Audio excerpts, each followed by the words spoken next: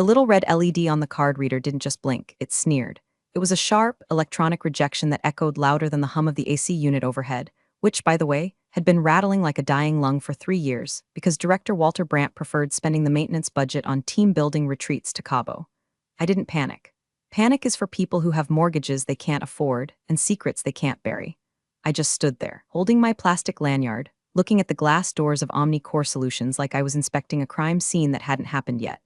The glass reflected my face, 45 years of practiced neutrality, eyes the color of a stormy Atlantic, and a posture that said middle management but meant ballistics expert.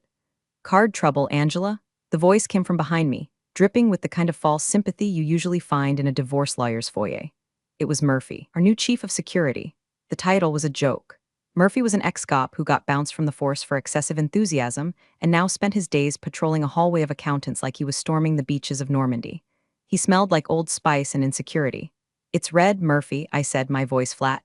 "Usually means the bill wasn't paid or someone pressed the wrong button." "Director wants a word," Murphy said, hooking his thumbs into his tactical belt. He wasn't wearing a gun, just a taser and a flashlight, but he stood like he was packing a howitzer. Escorted entry only. I looked at him, really looked at him.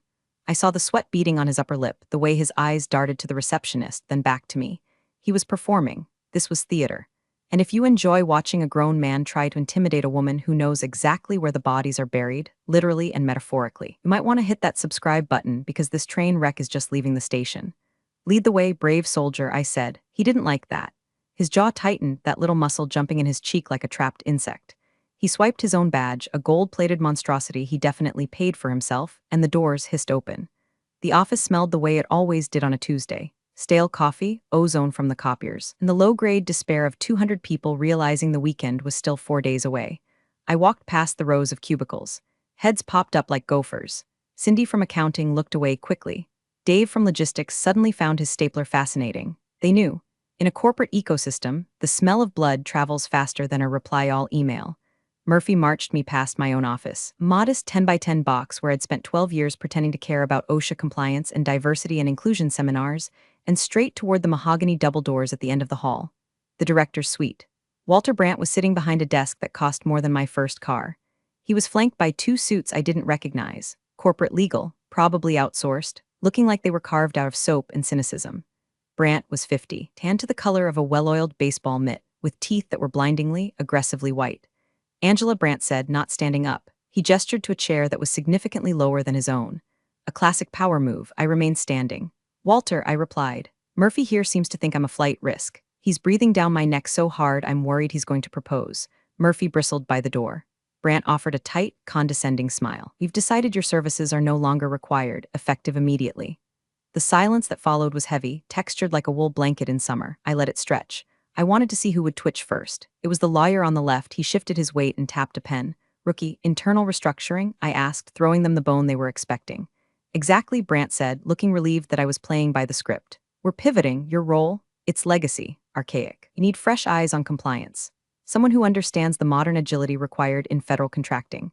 Modern agility. That was code for someone who won't notice I'm funneling 6 figures a month into a shell company in the Caymans. "I see," I said. "And the 12 years of institutional knowledge? The audit trails? The delicate relationship with the Department of Labor? We have it covered," Brandt said, waving a hand as if swatting a fly. "HR has your severance package ready. Standard 2 weeks provided you sign the NDA. An NDA, of course. They wanted to buy my silence with the equivalent of a used Honda Civic. I don't think I'll be signing that," I said softly. Brandt's smile faltered. "It's not optional if you want the check, Angela." "I don't want the check, Walter. I want to know if you're sure about this. Really sure. Because once I walk out that door, I can't protect you from what comes next." Brandt laughed. It was a bark of a laugh, sharp and ugly. "Protect me? You plan the fire drills, Angela. You organize the potlucks. You're a glorified hall monitor. I think I'll survive without your protection." He leaned forward, his cologne wafting across the desk, something musky and expensive, masking the scent of rot. "Murphy, escort her out. She has 5 minutes to collect personal effects. No electronics." "Understood," Murphy said, grabbing my elbow. I pulled my arm away. Not violently, just firmly. "Don't touch me." I looked Brandt in the eyes one last time. I was memorizing the arrogance. I wanted to remember exactly how smug he looked, sitting on his throne of lies, thinking he was the king of the jungle. He didn't know he was just a termite in a house that was already fumigated. "Goodbye, Walter," I said. As Murphy marched me back through the gauntlet of staring coworkers, I didn't feel humiliation. I didn't feel sad. I felt a cold, jagged shard of anticipation in my gut. It was the feeling of a sniper adjusting for windage. They thought they were taking out the trash. They didn't realize they were unplugging the containment unit. I walked out into the parking lot, the sun glaring off the asphalt. Murphy stood at the glass doors, watching me to make sure I got in my car. I reached into my pocket and touched the cold metal of my real badge, the one tucked deep inside my wallet, one with the silver sticker on the back. I got into my sedan, started the engine, and checked the rearview mirror. Murphy was still there, arms crossed, looking proud. "Enjoy the victory lap, boys," I whispered to the empty car, "because you just triggered the apocalypse. My apartment is a sterile sanctuary. No cats, no live, laugh, love signs, no clutter.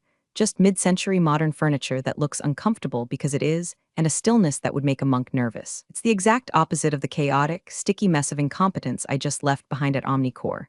I kicked off my sensible heels, the ones I bought specifically because they make no noise on linoleum, and walked straight to the second bedroom. To anyone visiting, it's a guest room. A generic bed, a generic dresser, a generic print of a sailboat on the wall. But if you slide the dresser 3 inches to the left and press the knot in the hardwood floor, panel in the closet creates a faint, satisfying click. I pulled the false back of the closet open. It wasn't a high-tech sci-fi command center with holograms. It was worse. It was paper.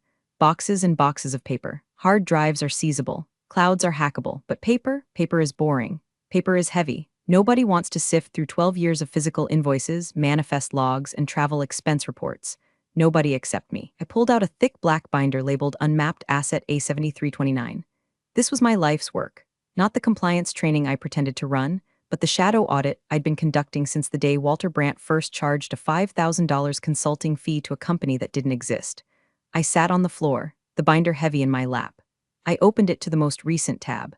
The smell of the office was still in my nose, that unique blend of cheap carpet glue and ambition. I needed to scrub it out. I poured myself a glass of water, no ice, room temperature. Efficient. I booted up my laptop, not the company-issued brick they confiscated, but a custom rig with encryption strong enough to give the NSA a migraine. I logged into a backdoor access portal I'd installed in Omnicore's server architecture back in 2018, disguised as a printer driver update. I watched the logs scroll by. They were already scrubbing. Predictable, I muttered. I could see Murphy's login credentials clumsy fumbling through the HR database, deleting my active status, erasing my email archives. He was using a digital sledgehammer when he should have been using a scalpel. He was deleting the records of the files, but not the metadata of the deletion itself. Every time he hit erase, he was leaving a fingerprint that said, "I have something to hide." But the real beauty was what they missed. 6 months ago, I noticed Brandt was getting greedy. He wasn't just skimming off the top anymore, he was gouging chunks out of the hull. He had set up a new vendor, Apex Logistics, to handle shipping for a massive defense contract. Apex Logistics was just Brandt's brother-in-law with a P.O. box in Delaware. I knew if I moved too soon, they'd shred everything. So I became part of the rot. I created a ghost. I navigated to the vendor list on my screen. There it was, buried deep in the subcontractor tier, Veridian Tactical Supplies. Veridian didn't exist. I had created the LLC using the same shell company templates Brandt used. I had routed the paperwork through his own rubber stamp approval process. He signed it without reading, just like he signed everything that promised a kickback. But here's the twist. Veridian Tactical Supplies was the only vendor in the system that was fully, 100% compliant with Federal Oversight Regulation 44B. And Regulation 44B requires an automated, external backup of all communication involving the vendor. By signing that contract, Brandt had legally authorized a redundant server to copy every single email, invoice, and Slack message he sent regarding the project. He thought he was approving another slush fund. He was actually signing a warrant for his own digital wiretap. I checked the status of the Veridian server. It was humming along beautifully, capturing everything. I saw a new email from Brandt to his personal lawyer, timestamped 20 minutes ago. Subject, "The bitch is gone. Body, we're clear." Murphy walked her out. "Scrub the Discord logs just in case, but she doesn't know about the Cayman accounts. We're safe." I took a sip of my tepid water. The arrogance was breathtaking. It was almost art. He truly believed that because I wore cardigans and organized the Secret Santa, I was incapable of understanding complex embezzlement schemes. He thought compliance officer meant doormat. I reached for my phone, a burner prepaid disposable. I dialed a number that didn't appear in any contact list. It rang once. "Status?" a voice asked. No greeting, just a gravelly baritone that sounded like it had been gargling with asphalt. This was Handler Zero, my contact at the DOJ. "I'm out," I said. "They terminated the cover." "Compromised?" "No," I said, running a finger down the spine of the black binder. "Arrogant. They're cleaning house because they're about to scale up the theft. They think I was just dead weight." "Do we pull the plug?" Zero asked. I looked at the screen at Brandt's email. "We're safe." "Not yet," I said. The anger in my chest was cold, heavy, and solid. It wasn't the fiery rage of a scorned woman, it was the geological pressure of a mountain waiting to crush a miner. They need to feel safe. I want them to relax. I want them to think they've won. Let them spend the weekend high-fiving. Timeline? Give me 48 hours, I said. I have the breadcrumbs laid out. I just need to make sure the rats follow them. You're walking a thin line, Angela. If they realize you have the data, they think my biggest concern right now is filing for unemployment, I interrupted. They don't know I'm the one who built the maze they're running in. 48 hours, Zero said. Then we bring the hammer. No, I corrected him, closing the laptop with a soft snap. I am the hammer. You guys are just the cleanup crew. I hung up. The apartment was silent again. I looked at the binder. I had them dead to rights. But justice isn't just about the verdict, it's about the terror of the realization. I wanted Brant to sweat. I wanted him to wake up in the middle of the night wondering why the air felt thinner. I walked to the window and looked out at the city skyline. Somewhere out there, Walter Brant was pouring a scotch, laughing about the legacy hire he just fired. Drink up, Walter, I whispered. It's the last good drink you're going to have. Memory is a funny thing. Sometimes it's a blur, and sometimes it's 4K video footage with crystal clear audio. For me, it's usually the latter, especially when I'm wearing a wire. I closed my eyes and let myself drift back 5 years. The annual Contractors for Kids Gala. A ballroom at the Hyatt Regency that smelled of desperate cologne, hairspray, and prime rib that had been sitting under heat lamps for too long. It was a sea of black ties and sparkly dresses, a room full of people who charged the government $500 for hammer and then patted themselves on the back for buying a table at a charity event. I was there as support staff, which meant I was holding Brant's extra business cards and making sure his wife didn't drink too many martinis before the keynote speech. Walter Brant was in his element. He was 3 scotches deep, his face flushed an alarming shade of crimson, holding court near the ice sculpture of a fighter jet. It's a volume game, boys. Brant was shouting to a circle of sycophants, junior VPs from rival firms who were hoping to catch some of his overflow. You think the margins are in the tech? Hell no. The margins are in the logistics. The padding. I stood about 4 feet away, clutching a clutch that contained a high-fidelity audio recorder disguised as a tube of lipstick. I looked bored. I looked like I was thinking about my cat. In reality, I was angling my purse to capture every syllable.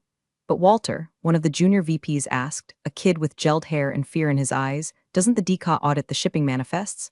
Brant laughed, slapping the kid on the shoulder hard enough to spill his drink. Audit? Son, they don't have the manpower to audit a lemonade stand. You bury the cost in MISC expediting fees. You charge Uncle Sam $800 for a folding chair because it had to be tactically deployed. It's not fraud if they sign the check. The circle laughed. It was a nervous, wet sound. They wanted to be him, but they were terrified of being caught. Brant didn't have that fear. He had the invincibility of a mediocre white man who had failed upwards his entire life. He turned and saw me standing there. His eyes slid over me like I was a piece of furniture. Angela, he bellowed, waving me over, get over here. Tell these boys about the audit last year, the one with the labor hours. I stepped forward, smiling the smile of a flight attendant during turbulence. You mean when you reclassified the janitorial staff as environmental sanitation engineers to bill at a higher tier, sir? The room went quiet for a split second. Brant blinked, then roared with laughter. See? She knows the game. Best damn secretary in the business. Compliance officer. I corrected him in my head. And I'm not playing the game, Walter. I'm refereeing it.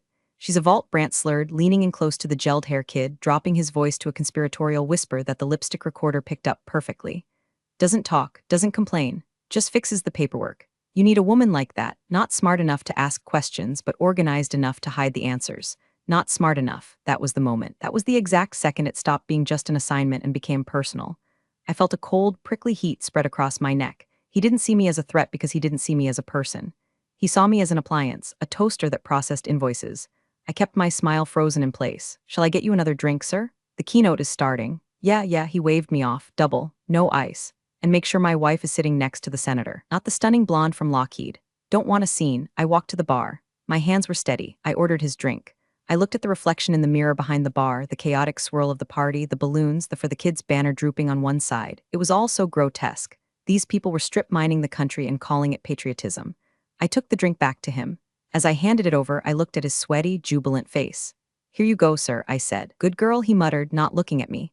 I went home that night and uploaded the audio file to a secure server. I labeled it Evidence Item 049 Admission of Intent. Back in the present, sitting on my floor with the binder, I touched the digital file on my screen. That recording was the cornerstone. It proved intent. It proved he wasn't just negligent, he was predatory. He had called me not smart enough. I closed the binder. Memory didn't hurt anymore, it was fuel. It was high-octane, clean-burning hatred. You should have looked at the resume, Walter, I said to the empty room. I didn't go to community college for business administration. I went to Quantico for forensic accounting. I stood up. My legs were stiff, but my mind was racing. It was time to initiate phase 2. They had the dumb secretary fired. Now they were going to have to deal with the ghost. Tuesday morning brought rain. Not the cleansing kind, but the gray, miserable state drizzle that turns the world into a smudge. I sat at my kitchen table, sipping coffee that was vastly superior to the swill in the Omni-Core break room, watching the digital ant farm on my laptop. Brant had brought in cleaners. I could see the network traffic spiking. It was chaotic, sporadic, the digital equivalent of someone running around a room with a shredder, feeding it random documents. My insider in records, Susan, sent me a text via an encrypted messaging app disguised as a Sudoku game. Susan, it's a bloodbath. Murphy is interrogating the interns, asking if they ever saw you with a flash drive. Me, tell him I used to eat flash drives for lunch. Good for fiber. Susan, lol. Seriously though, they brought in some outside IT guy. Looks like he lives in his mom's basement, wearing a Crypto King t-shirt. Crypto King? Perfect. Brant had hired a discount hacker. I tapped into the internal security camera feed. I still had access to the camera in the hallway outside the server room because they hadn't changed the default factory password in 8 years. I watched as a young guy with a majestic neckbeard and a hoodie plugged a laptop into the main switch. He was trying to wipe the server logs. I could tell because the system performance dropped by 40%. He was running a brute force deletion script. It was sloppy. It was noisy. Oh, honey, I whispered, watching him on my screen. You're not wiping the data, you're just hiding the shortcuts. He was deleting the pointers to the files, but the data blocks themselves were still sitting on the hard drives, waiting to be recovered by anyone with a basic understanding of forensics. But let them think it's gone. Confidence is their weakness. Then Murphy walked into the frame. He was pacing, yelling at the IT kid. I couldn't hear the audio, but I could read the body language. Murphy was panicked. He was pointing at the server rack, making chopping motions with his hand. Cut it, kill it. My phone buzzed again. Susan, Murphy is calling ex-employees. He just called Dave from 3 years ago asking if you ever talked about Cayman or offshore accounts. I laughed, a dry, humorless sound. Murphy was doing my work for me. By calling around and asking specific questions about offshore accounts, he was confirming to everyone that there were offshore accounts. He was spreading the rumors faster than I ever could. Keep digging, Murphy, I murmured. You're digging your own grave. I decided to help them out. I opened a terminal window and executed a small script I'd written weeks ago. It was a breadcrumb, a digital trail. The script created a sudden, localized activity spike in a dormant folder on the shared drive. The folder was labeled Archive 2020 Personal. It was empty except for one file, a receipt for a pizza I ordered 3 years ago. But to the Crypto King monitoring the network, that spike would look like a data exfiltration in progress. On the camera feed, I saw the IT kid jump. He pointed at his screen. Murphy rushed over, his face turning the color of boiled ham. They were panicking.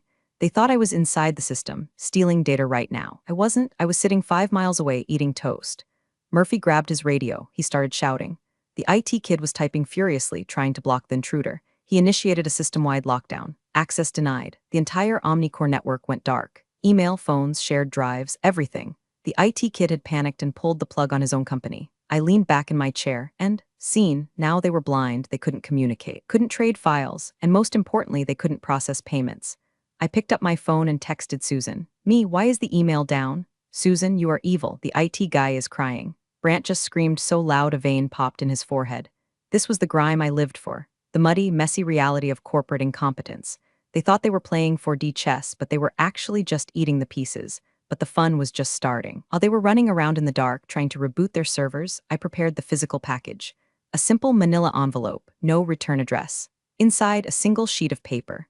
A printout of the Viridian Tactical Supplies vendor agreement signed by Walter Brant, and highlighted in neon yellow, Clause 44B, mandatory external data redundancy. I wasn't going to send it to Brant. That would be too kind. I addressed the envelope to the senior compliance officer at Raytheon, Omni-Core's biggest client, the client that accounted for 80% of their revenue. I sealed the envelope. The glue tasted like victory. Phase 3, I said to the empty room. Let's see how they handle the light. The coffee shop across the street from Omni-Core, the Daily Grind, had terrible acoustics and even worse bagels, but it had a perfect view of the lobby. I sat in a booth by the window, wearing a baseball cap and sunglasses like I was dodging paparazzi, though really I was just dodging former coworkers who might come in for latte. It was 10 a.m. on Wednesday. The blog post had gone live at 9:45 a.m. It wasn't the New York Times. Not yet. It was a niche industry watchdog blog called the Federal Ledger. Small, but read by everyone who mattered in DC contracting circles. Title: Midwest contractor linked to ghost vendors and inflated logistics costs. It didn't name Omni-Core directly. It cited sources close to the investigation and mentioned a mid-sized firm in Ohio. but it included a redacted screenshot of an invoice. An invoice for tactical folding chairs at $800 a pop. I watched the lobby through the window. It started slowly. A receptionist looked at her phone, frowned, and whispered to the guard. Then a suit walked by, checked his BlackBerry. Yes, some of them still used Blackberries, and stopped dead in his tracks. By 10:15, the lobby was a hive of agitated insects. I saw Brant storm through the glass doors, phone glued to his ear. He looked disheveled. His tie was slightly askew. He was shouting at someone on the other end. Probably the PR firm he kept on retainer for reputation management, which was really just a guy named Chad who knew how to delete Yelp reviews. My burner phone buzzed. It was Zero. "We have movement," Zero said. "Raytheon just flagged Omnicore's vendor status. They're pausing payments pending a review." "Fast," I said, blowing on my coffee. "The envelope must have arrived." "Brant is calling in favors," Zero continued. "He's trying to reach Senator Klein." "Klein isn't taking the call." "Of course he isn't. Klein can smell a corpse from 3 states away. He won't attach himself to a sinking ship." "Are you ready for extraction?" Zero asked. "We can pull you in. Deposition is ready." I watched Murphy run across the lobby, literally run, waving a piece of paper. He looked like a man trying to catch a bus that had already left. "Not yet," I said. "I want them to sweat a little longer. I want them to turn on each other." "Angela, this is dangerous. If they figure out you're the source." "They suspect," I said, "but they don't know. They think I'm just a disgruntled ex-employee leaking petty grievances. They don't know I'm a DOJ asset. If they knew that, they'd be running for the border, not calling PR. Don't get cocky." "I'm not cocky, I'm patient." I hung up. Inside the building, the lights on the second floor, the executive suite, were blazing, even though it was bright daylight. I could imagine the scene. Brant screaming about leaks. Murphy interrogating the janitors. The lawyers trying to figure out which shredder was the fastest. I took a bite of my stale bagel. It tasted like cardboard, but in that moment it was the best meal of my life. Then I saw it, the first crack in the facade. Linda, Brant's executive assistant, a woman who had defended him for 15 years, a woman who had lied to his wife about his late nights at the office, walked out the front door. She wasn't carrying a box. She was carrying her purse and a potted plant. She stopped on the sidewalk, looked back at the building, and spat. Actually spat on the concrete. Then she walked to her car and drove away. The rats were leaving. Linda knew. She had seen the invoices. She had probably typed half of them. If she was leaving, it meant Brant was trying to pin it on her. "Mistake, Walter," I whispered. "Never sacrifice the secretary. We know where the skeletons are because we're the ones who buried them." I pulled out my phone and sent a text to a number I hadn't used in years. Linda's personal cell. "Me, if you want immunity, go to the diner on 5th. Ask for Agent Miller. Don't go home." I saw the message change to read. 10 seconds later, "Thank you," I smiled. Brant had just lost his firewall. Linda would sing. She would sing like a canary in a coal mine.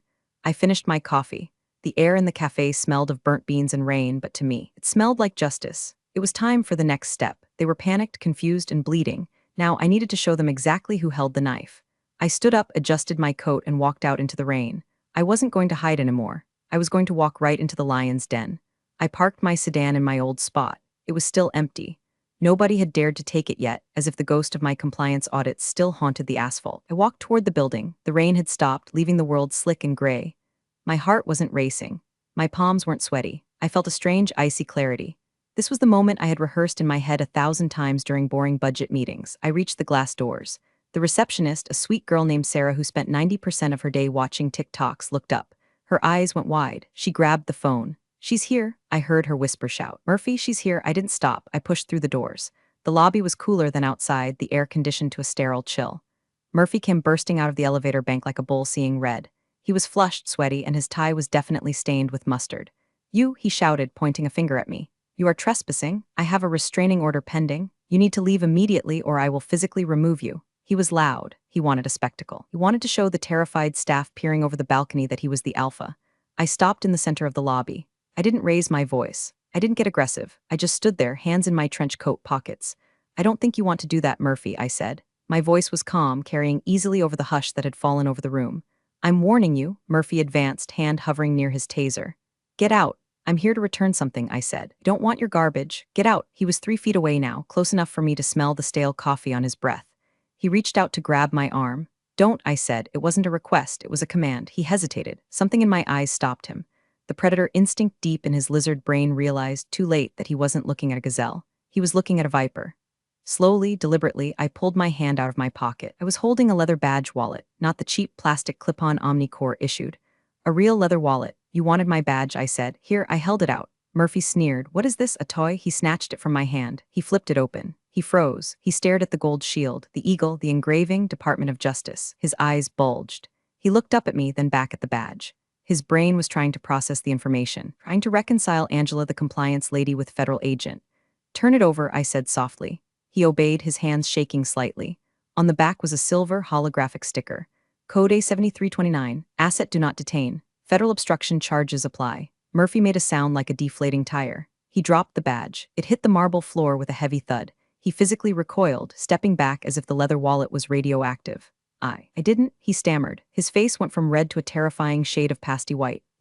Brant said you were just." "Brant lied," I said. I bent down and picked up the badge, dusting it off calmly. "Brant lies about everything. You should know that by now, Murphy." The lobby was dead silent.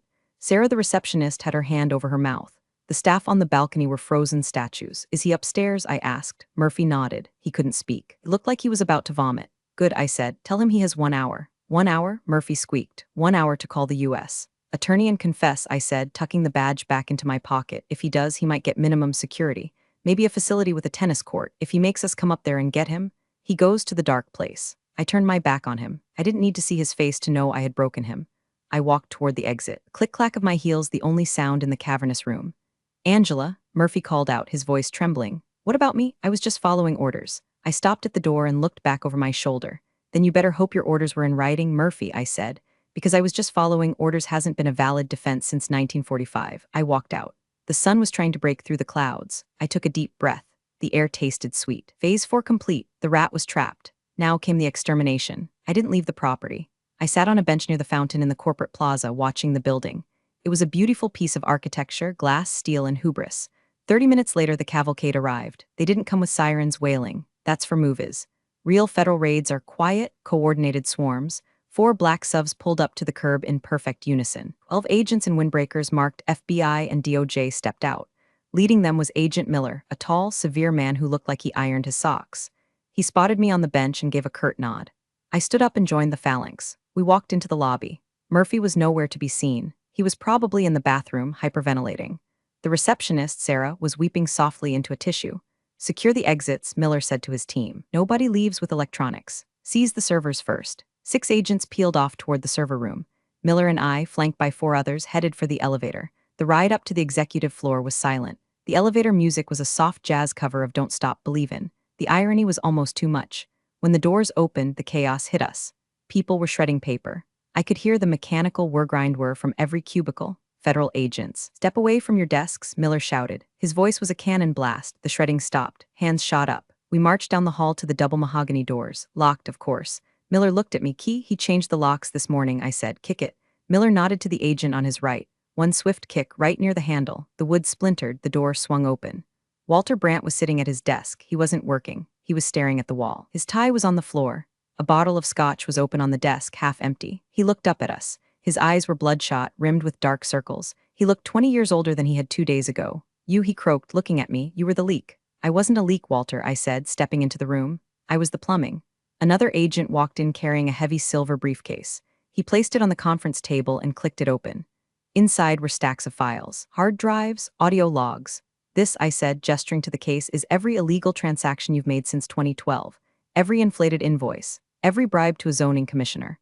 Every penny you stole from the Veterans Fund to pay for your mistress's condo in Boca." Brandt's face twitched. "You can't prove intent. It was accounting errors." "My team, we have the audio, Walter," I said softly. "The gala. It's not fraud if they sign the check, remember." His face went slate gray. He remembered. "And we have Linda," I added. "She's with the U.S. attorney right now. She kept a backup of your calendar, even the private appointments." Brandt slumped in his chair. The fight went out of him like air from a punctured balloon. He wasn't a titan of industry anymore. He was just a thief in a suit. "Who are you?" he whispered. "You made coffee. You organized the secret Santa."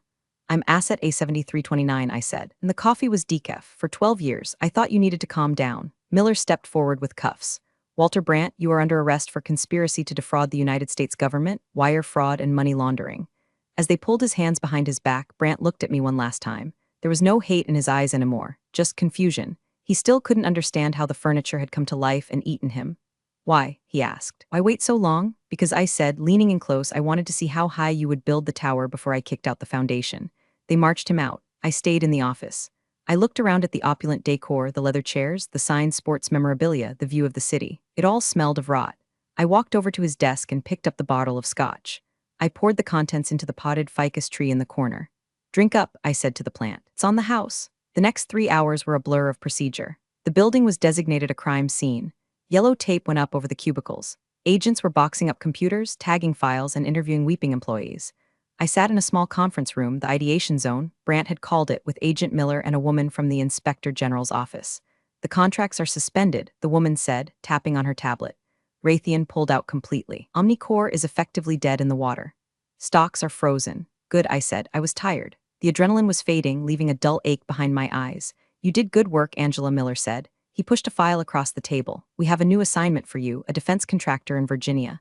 They've been showing some irregularities in their drone program. We need a new compliance officer. I looked at the file. It was another 12 years, another fake life, another decade of pretending to be invisible, of listening to mediocre men brag about their crimes, of drinking bad coffee and wearing cardigans. I pushed the file back. No, I said. Miller frowned. No, you're one of our best assets. You have the profile. I'm done, I said. I'm retiring. You're 45, Miller said. You can't retire. Watch me, I said. I have a pension. I have savings. And I have 12 years of vacation time I never took because I was too busy bugging Brandt's office. Miller looked at me for a long moment, then sighed. He closed the file. I can't say I blame you. This one? It was deep, I agreed. It was rotting from the inside out.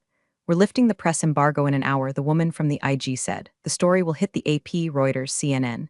Whistleblower exposes massive defense fraud. Do you want your name attached? Absolutely not, I said. Keep me as anonymous source. I don't want a book deal. I just want my life back. They nodded. They understood. In our line of work, fame is dangerous. Silence is safety. I stood up. Am I clear to go? You're clear, Miller said. He stood up and extended a hand. Thank you, Angela. The taxpayers owe you one. The taxpayers can keep the change, I said, shaking his hand. I walked out of the conference room and into the main office floor. It was strange. The hum was gone. The phones weren't ringing. The copier wasn't whirring. It was just silent. The employees were huddled in groups, whispering. They watched me pass. Some looked angry. They knew I was the reason they were losing their jobs. Others looked relieved. They knew the toxic culture was finally over. I saw Cindy from accounting. She had been kind to me in her own way. She had shared her lunch with me once. Angela, she asked, her voice small. Is it true? About the fraud? I stopped. It's true, Cindy. All of it. What happens to us? She asked. File for unemployment, I said gently. And then you find a job at a company that doesn't steal from veterans.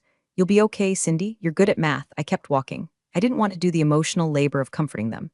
I wasn't their mother. I was the surgeon who had just cut out the tumor. The recovery was up to them. I walked past my old cubicle. My hang in their cat poster was still on the wall. I ripped it down and tossed it in the trash. I hung in there. I whispered, and look where it got us. I reached the elevators. The doors opened with a ding. I stepped in and pressed the button for the lobby.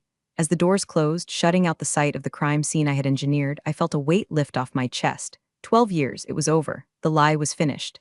I wasn't Angela the compliance officer anymore. I was just Angela. And for the first time in a long time, I didn't know what happened next. That was the most exciting feeling in the world. The lobby was empty of agents now, except for 2 guarding the front door.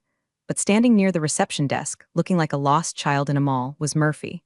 He wasn't wearing his tactical belt anymore. He was holding a cardboard box containing a stapler and a potted succulent. He had been fired. Security chiefs who let the DOJ raid the building don't tend to keep their jobs. He saw me coming out of the elevator. He flinched. I walked straight up to him. He looked at his shoes. Angela, he mumbled. Save it, Murphy, I said. You played the part. You were the bully. Every tragedy needs a villain's henchman.